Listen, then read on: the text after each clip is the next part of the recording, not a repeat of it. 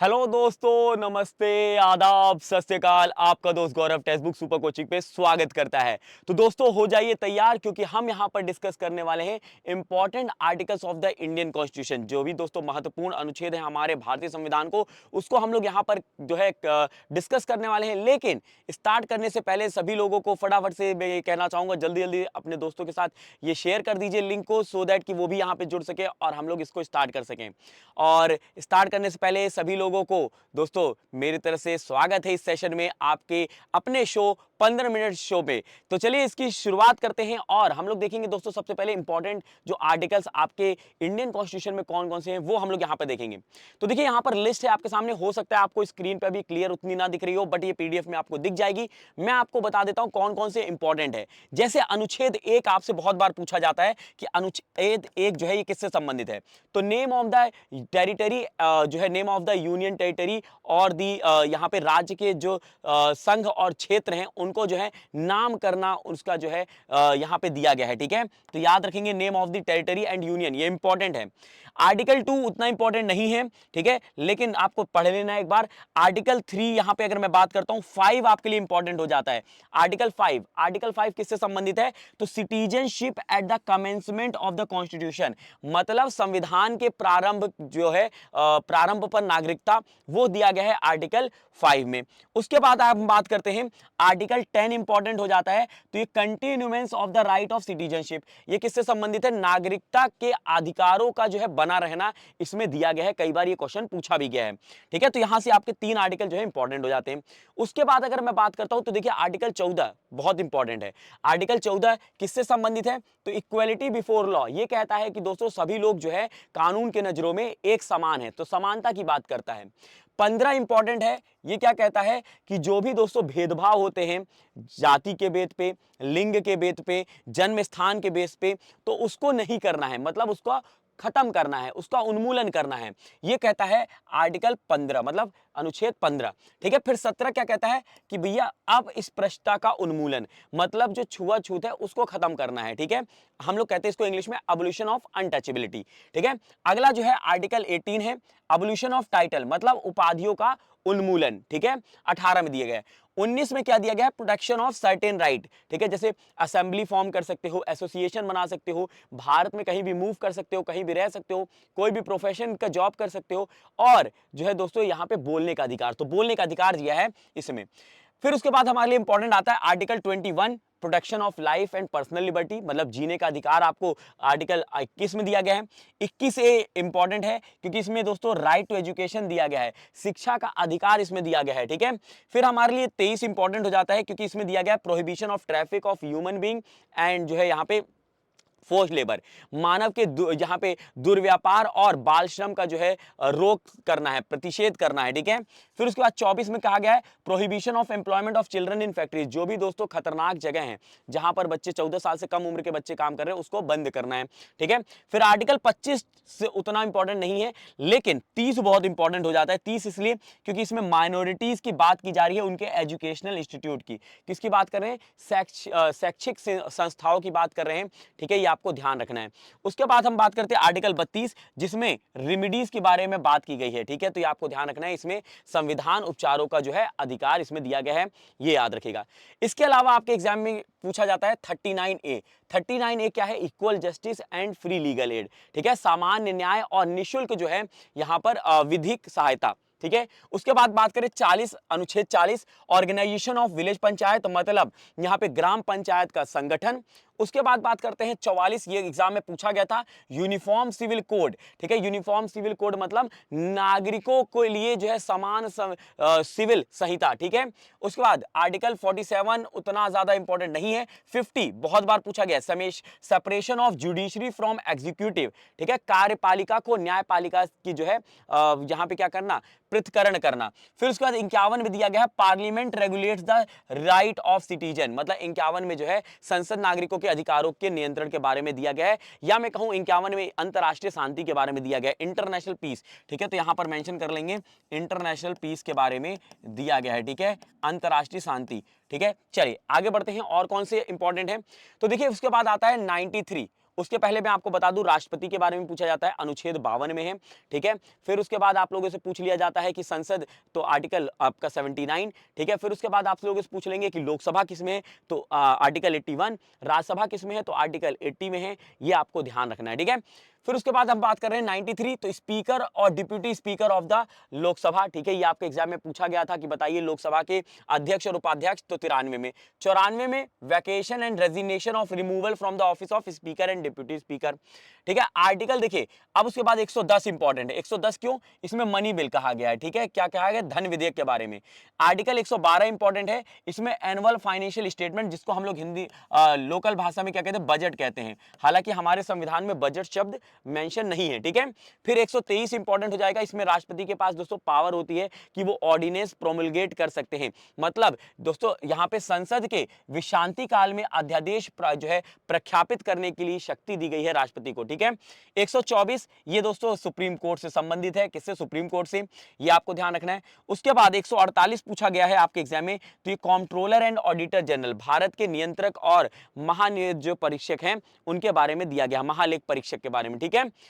उसके बाद बात करते हैं आर्टिकल, आप लोगों से पूछा जाता है 161, तो इसमें दोस्तों राज्यपाल के पास पार्डनिंग पावर है, ठीक है। मतलब क्षमादान की शक्ति है, ठीक है, क्षमादान की शक्ति। 153 में राज्यपाल मेंशन है, ठीक है। 165 में advocate general of the state, ठीक है। एडवोकेट, जैसे अटॉर्नी जनरल होते हैं सेंटर पे, तो अटॉर्नी जनरल अनुच्छेद 76 में है, और एडवोकेट जनरल किसमें है? 165 में। 170 में कॉम्पोजिशन ऑफ लेजिस्लेटिव असेंबली। 172 उतना इंपॉर्टेंट नहीं। 214 में हाई कोर्ट, सुप्रीम कोर्ट 124 में और हाई कोर्ट 214 में, ये आपको ध्यान रखना है।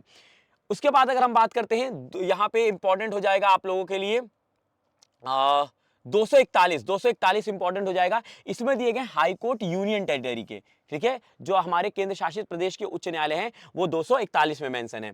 243 ए इंपॉर्टेंट है क्योंकि इसमें ग्राम पंचायत मेंशन है। 243 बी भी इंपॉर्टेंट है क्योंकि इसमें पंचायत के बारे में दिया गया है। और 243 डी भी इंपॉर्टेंट है क्योंकि रिजर्वेशन ऑफ सीट इन पंचायत। देखिए अभी दोस्तों महिला जो है रिजर्वेशन बिल, अभी आरक्षण बिल की बात हो रही थी, ठीक है। तो हो सकता है आपसे पूछा जाए, क्योंकि यहाँ पे ऑलरेडी जो है आरक्षण दिया जाता है पंचायती राज में, ठीक है, महिलाओं को 33%। वो किसमें दिया गया? 243 डी में आर्टिकल, ठीक है। उसके बाद अगर हम बात करते हैं तो आर्टिकल आपका यहां पे इंपॉर्टेंट हो जाएगा, ठीक है, 312 इंपॉर्टेंट है। इसमें ऑल इंडिया सर्विसेज दिया गया है। क्या दिया गया है? यहाँ पे अखिल भारतीय सेवाएं दी गई हैं। उसके बाद 315 इंपॉर्टेंट हो जाएगा क्योंकि पब्लिक सर्विस कमीशन यूपीएससी जो है इसमें मेंशन किया गया है, ठीक है। फिर उसके बाद आपका इंपॉर्टेंट हो जाएगा यहाँ पे 324, क्योंकि 324 में इलेक्शन कमीशन के बारे में बात की गई है, ठीक है, चुनाव आयोग की बात की गई है। 326 इंपॉर्टेंट हो जाएगा क्योंकि 326 के तहत हम लोग जो है हर साल, मतलब हर बार जो है मतदान करते हैं, हर साल नहीं, हर बार जब होता है इलेक्शन, ठीक है, तो इसी के तहत हम लोग मतदान करते हैं, ये आपसे पूछा जाता है।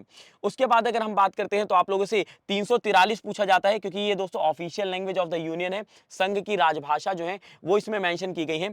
345 इंपॉर्टेंट है क्योंकि इसमें official language of the state कहा गया है, मतलब राज्य की राजभाषा के बारे में 345 में कहा गया है, ठीक है। तो ये आपको ध्यान रखना है, ये आपके लिए इंपॉर्टेंट है। उसके बाद अगर हम बात करते हैं, इंपॉर्टेंट आप लोगों के लिए हो जाएगा 352, क्योंकि इसमें राष्ट्रीय आपातकाल है। राष्ट्रीय आपातकाल 3 बार भारत में लगी है, 1962 में, 1971 में और 1975 में, ठीक है। फिर उसके बाद देखिए 356 में राष्ट्रपति शासन है। राष्ट्रपति शासन जो है सबसे पहले पंजाब में लगा था, ठीक है। 360 में जो है यहां पे दिया गया फाइनेंशियल इमरजेंसी, मतलब वित्तीय आपातकाल। भारत में अब तक वित्तीय आपातकाल एक बार भी नहीं लगा है, ठीक है। आर्टिकल देखिए यहां पे इंपॉर्टेंट हो जाएगा 368 क्यों? क्योंकि ये संशोधन से संबंधित है। किससे है? संशोधन, मतलब अमेंडमेंट से संबंधित है, ये इंपॉर्टेंट हो जाएगा, तो ये इंपॉर्टेंट है, ठीक है। उसके बाद अगर हम बात करते हैं तो आप लोगों से पूछ लिया जाता है 371 ए। देखिए आप लोग देखोगे अभी मणिपुर न्यूज में था, तो मणिपुर को किस जो है अनुच्छेद के तहत स्पेशल स्टेट का दर्जा दिया गया, ये पूछा जा सकता है। तो याद रखिएगा मणिपुर को जो है, मणिपुर को 371 सी के तहत जो है स्पेशल स्टेट का दर्जा दिया गया है। पहले जम्मू कश्मीर को दिया गया था आर्टिकल 370, वो तो हटा दिया गया 2019 में, ये याद रखेंगे, ठीक है। फिर उसके बाद यहाँ पर जो है इंपॉर्टेंट हमने डिस्कस कर लिया है, ठीक है। बाकी लिस्ट आपको ये मिल जाएगी पीडीएफ के फॉर्म में। अब यहाँ पे हम लोग क्वेश्चन जल्दी से डिस्कस कर लेते हैं, ठीक है। क्वेश्चन सबसे पहला आपके सामने ये रहा, कह रहा है कि आर्टिकल 1 जो है यहाँ पे article 1 of the Indian constitution describes India as a dash. भारतीय संविधान के अनुच्छेद 1 जो है भारत को वर्णन किस प्रकार से करता है? Confederation, federation, union of state या फिर नन ऑफ दी अबव? तो करेक्ट आंसर यहाँ क्या हो जाएगा? यूनियन ऑफ स्टेट हो जाएगा। भारत जो है ये क्या है? राज्यों का संघ है, ठीक है, ये याद रखेंगे। अलग अलग राज्य जो है सब मिलके बने हैं, तो इसको हम लोग राज्यों का संघ कहते हैं। अगला जो है, what is the article 17 in the constitution of India says? Bharat के संविधान में अनुच्छेद 17 क्या है? क्या वो एलजीबीटी राइट है, जम्मू कश्मीर लेजिस्लेटिव डिफाइंस है, या फिर एबोलिशन ऑफ अनटचेबिलिटी, या फिर अडल्ट्री? तो देखिए अनुच्छेद 17 जो है इसमें क्या कहा गया? अस्पृश्यता का उन्मूलन, मतलब प्रोहिबिशन ऑफ अनटचेबिलिटी। मतलब यहां पे क्या हो जाएगा? यहां पे हो जाएगा आपका ऑप्शन नंबर 3 हो जाएगा, ठीक है। अगला question, article 32 of the Indian constitution is related to? भारतीय संविधान का अनुच्छेद 32 किससे संबंधित है? क्या ये राइट टू कॉन्स्टिट्यूशन से, रेमेडीज से है, pardoning power of the president, impeachment of the president, या impeachment of the supreme court and the high court? तो यहां पे देखिए आर्टिकल 32 में आपको याद होगा इसका इस्तेमाल करके हम लोग सुप्रीम कोर्ट जा सकते हैं, और सुप्रीम कोर्ट इसी का इस्तेमाल करके रिट्स जारी करता है, ठीक है। तो करेक्ट आंसर होगा राइट टू कॉन्स्टिट्यूशनल रेमेडीज, ठीक है। अगला question, which article of the constitution provide for the free legal aid to the poor and the weaker section of the society? कह रहे हैं संविधान का कौन सा अनुच्छेद जो है समाज के गरीब और कमजोर वर्गों को जो है मुफ्त कानूनी सहायता प्रदान करता है? तो 339 से, 47, 48 और या 48 से। तो फ्री लीगल एड जो है दोस्तों ये प्रोवाइड करता है 39 से। कौन करता है? 39 से प्रोवाइड करता है, ये आपको ध्यान रखना है। बढ़ते हैं अगले सवाल पे। अगला सवाल, which of the following article direct the state government to organise the panchayat? कह रहे हैं निम्नलिखित में से कौन सा अनुच्छेद राज्य सरकारों को पंचायतों की व्यवस्थित करने के लिए निर्देशित करता है? 33, 40, 50 और 48। तो ये कहता है दोस्तों अनुच्छेद 40 कहता है ऑर्गेनाइजेशन ऑफ विलेज पंचायत, ठीक है। अनुच्छेद 40 करेक्ट आंसर होगा। अगला क्वेश्चन आपके लिए, अनुच्छेद 51A of the Indian constitution deals with the dash? देखिए भारतीय संविधान का अनुच्छेद 51A जो है किससे संबंधित है? फंडामेंटल ड्यूटी से है, फंडामेंटल राइट से है, बोथ ऑफ द अबव, या इनमें से कोई भी नहीं? तो आपको याद रखना है 51A लिख दिया है, इसलिए हम लोग क्या कहेंगे? ये मौलिक कर्तव्य से है। किससे है? ये आपका किससे हो जाएगा? यहाँ पे करेक्ट आंसर हो जाएगा फंडामेंटल ड्यूटी हो जाएगा, ठीक है। तो ये आपको ध्यान रखना है, क्या हो जाएगा? फंडामेंटल ड्यूटी हो जाएगा। अगर 51 दे देता, सिर्फ 51, तब ये किसके अंदर आ जाता? डीपीएसपी, राज्य के नीति निर्देश के अंतर्गत चला जाता, ठीक है। अगला क्वेश्चन, यहां पे ऑप्शन नंबर 1 हो गया। अगला क्वेश्चन है, which of the following article is related to the president of India? निम्न में से कौन सा जो है अनुच्छेद भारत के राष्ट्रपति से संबंधित है? क्या वो 52 है, 51 है, 51A है, या 40 है? कौन से बात कर रहा है यहाँ पे? प्रेसिडेंट से। तो प्रेसिडेंट मैंने आपको बताया था, राष्ट्रपति जो है वो 52 में डिफाइन किए गए हैं, ठीक है। तो ऑप्शन नंबर 1 हो जाएगा। अगला क्वेश्चन आपके लिए, election of the president is given in which among the following article? कह रहे हैं कि राष्ट्रपति का चुनाव जो है निम्नलिखित में से किस अनुच्छेद में दिया गया है? तो 52 में है, 54 में, 56 में, 58 में? तो ये दिया गया है 54 में। किसमें दिया गया है? अनुच्छेद 54 में दिया गया है, ये आपको ध्यान रखना है। अगला सवाल, which of the following article deal with the council minister of central government? कह रहे हैं निम्नलिखित में से कौन सा जो है मंत्री परिषद केंद्र सरकार से संबंधित है? 74, 54, 76 और जो है 61। तो करेक्ट आंसर यहाँ क्या हो जाएगा? करेक्ट आंसर होगा आपका यहाँ पे 74 करेक्ट आंसर हो जाएगा, ठीक है। चलिए आगे बढ़ते हैं। Which article comes under the attorney general of India? देखिए अटॉर्नी जनरल जो है, जिनको हम लोग कहते हैं महान्यायाधीश, वो किस अनुच्छेद के अंतर्गत आते हैं? 76, 148, 165 और 280। तो यहाँ पे करेक्ट आंसर क्या हो जाएगा? करेक्ट आंसर हो जाएगा यहाँ पे 76, ठीक है, क्योंकि 148 में क्या दिया है? Controller and auditor general, CAG, ठीक है, और 280 में फाइनेंस कमिश्नर दिए गए, ठीक है, फाइनेंस कमीशन। आगे बढ़ते हैं। अगला जो है, parliament is constituted under which article of the Indian constitution? भारतीय संविधान के किस अनुच्छेद के तहत संसद का गठन किया जाता है? 79, 80, 75 और 82। तो मैंने आपको बताया था ये आर्टिकल 79 हो जाएगा। क्या हो जाएगा? 79 हो जाएगा। 80 के अंदर आता है राज्यसभा और 81 के अंदर आता है लोकसभा, ठीक है। अगला question, which article mention the strength of the Lok Sabha? कह रहे हैं लोकसभा की सामर्थ्य का उल्लेख किस अनुच्छेद में किया गया है? 311, 81, 25 और 352। तो करेक्ट आंसर यहाँ क्या हो जाएगा? करेक्ट आंसर हो जाएगा 81। क्या हो जाएगा? अनुच्छेद 81 करेक्ट आंसर है, ठीक है। नेक्स्ट क्वेश्चन पे चलते हैं जल्दी जल्दी। Which article of the Indian constitution is related to the joint session of parliament? कह रहे हैं भारतीय संविधान का कौन सा अनुच्छेद जो है संसद के संयुक्त सत्र से संबंधित है? 108, 110, 280 और 370। करेक्ट आंसर हो जाएगा 108। क्या हो जाएगा? 108 करेक्ट होगा। 110 जो है धन विधेयक है, 280 फाइनेंस कमीशन, 370 जो है यह अब हटा दिया गया है, जम्मू कश्मीर को इससे जो है स्पेशल दर्जा दिया गया था, ठीक है। विच article of the Indian constitution gives the definition of money bill? ठीक है, भारतीय संविधान का कौन सा अनुच्छेद जो है धन विधेयक की बात करता है? 56, 110, 72 और 121। तो करेक्ट करेक्ट आंसर हो जाएगा यहाँ पे 110। ठीक है, क्या हो जाएगा, अनुच्छेद 110 करेक्ट होगा। अगला क्वेश्चन आपके लिए, विच of the following article states about the annual financial statement of budget. ठीक है, सीधी सी बात है, बजट की बात कर रहे हैं। तो 109, 110, 111 और 112, तो करेक्ट आंसर हो जाएगा 112। एनुअल फाइनेंशियल स्टेटमेंट जो है वो 112 में मेंशन है। किसमें है, 112 में मेंशन है। अगला जो है, the president have the power to promulgate the ordinance under the constitution of India dash. ठीक है, राष्ट्रपति के पास दोस्तों शक्ति है कौन सी, यहाँ पे अध्यादेश लाने की। वो 123 में है, 213 में है, 72 में है और 44 में है। तो करेक्ट आंसर क्या हो जाएगा, करेक्ट आंसर होगा 123। ठीक है, 213 में राज्यपाल के पास है, ठीक है, अध्यादेश जारी करने का। अगला question, which of the following article states about the controller and auditor general. CAG के बारे में बात कर रहे हैं।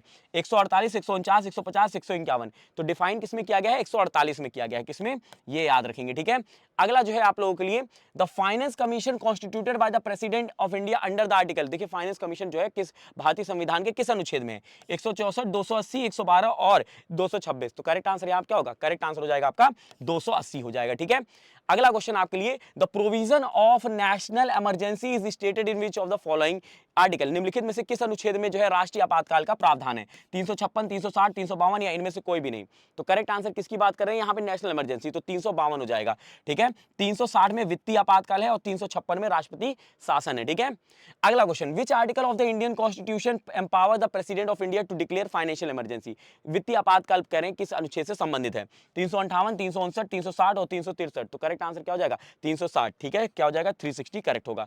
अगला question, under which article can be Indian constitution be amended. देखिए भारतीय संविधान के किस अनुच्छेद के तहत जो है संविधान संशोधन किया जा सकता है, 360, 362, 368 और 370। तो कौन से अनुच्छेद के तहत हम लोग यहाँ पे संशोधन करते हैं, तो वो होता है 368। क्या होता है, 368 करेक्ट आंसर होगा।